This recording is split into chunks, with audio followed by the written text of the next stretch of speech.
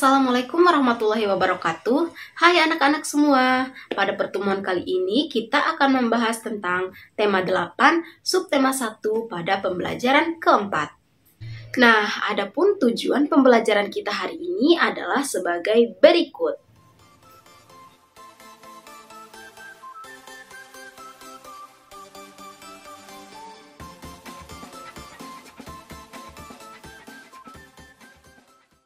Oke anak-anak semua, kita masuk ke materi kita yang pertama, yaitu teks non-fiksi pada muatan pembelajaran bahasa Indonesia. Apa sih teks non-fiksi itu?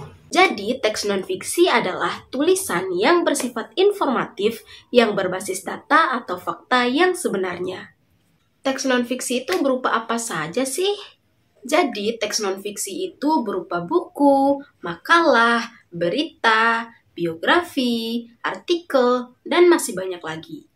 Ciri-ciri teks non-fiksi. Yang pertama, bahasa yang formal. Yang kedua, bahasanya denotatif atau memiliki makna yang sebenarnya. Yang ketiga, isinya berkaitan tentang fakta. Yang keempat, tulisannya bersifat ilmiah. Dan yang kelima, isinya diambil dari yang sudah ada ataupun penemuan. Oke, sekarang coba perhatikan teks berikut. Nah, ini merupakan salah satu contoh teks non-fiksi, yaitu artikel yang berjudul "Demi Air Bersih, Warga Woborubu Rela Berjalan Sejauh 15 km".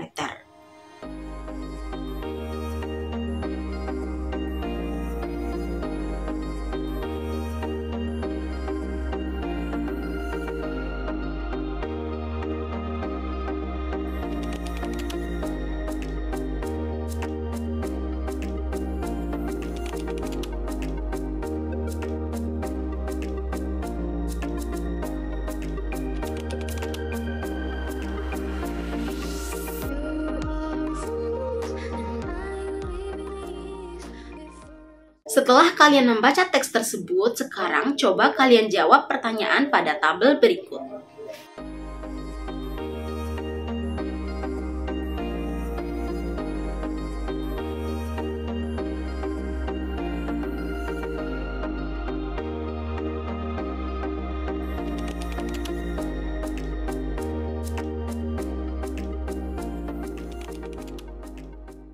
Oke, setelah kita membahas tentang teks non-fiksi, sekarang kita akan membahas tentang jenis-jenis usaha masyarakat Indonesia pada muatan pembelajaran IPS. Apakah kalian tahu apa itu ekonomi? Jadi, ekonomi adalah kegiatan yang dilakukan oleh manusia untuk memenuhi kebutuhan hidupnya. Nah, dalam memenuhi kebutuhan hidupnya, manusia memiliki aktivitas yang berbeda, baik pada kedudukannya, profesinya, dan jabatannya. Nah, apa saja sih jenis-jenis usaha ekonomi masyarakat Indonesia? Jenis usaha masyarakat Indonesia ada 3. Yang pertama, perindustrian, yang kedua, perdagangan, dan yang ketiga adalah jasa. Perindustrian adalah kegiatan mengelola barang mentah menjadi barang jadi atau setengah jadi. Ciri-ciri usaha industri adalah yang pertama memiliki tenaga kerja yang handal, yang kedua memiliki modal yang besar, yang ketiga menghasilkan produk yang berkualitas, dan lain sebagainya. Yang kedua, perdagangan. Perdagangan adalah kegiatan menyalurkan barang atau jasa dari produsen ke konsumen. Contohnya seperti pedagang buah-buahan, pedagang sayur-sayuran, dan lain sebagainya. Yang ketiga adalah jasa. Jasa adalah suatu usaha yang dilakukan dengan memberikan layanan. Ciri-cirinya memiliki keahlian khusus sesuai dengan jasa yang ditawarkan. Contohnya seperti guru, dokter, dan masih banyak lagi. Adapun keuntungan setiap pelaku jenis usaha. Pelaku setiap jenis usaha akan memperoleh keuntungan berupa penghasilan yang dapat digunakan untuk memenuhi kebutuhan hidupnya, bahkan dapat meningkatkan taraf hidup keluarganya. Usaha ekonomi yang dikelola perorangan dan kelompok.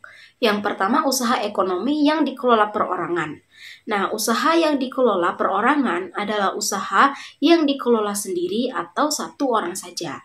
Contohnya, pedagang kaki lima, toko kelontong, dan lain sebagainya. Yang kedua, usaha ekonomi yang dikelola kelompok. Usaha ekonomi yang dikelola kelompok adalah usaha yang dijalankan secara bersama-sama. Contohnya usaha CV, PT, firma, dan lain sebagainya.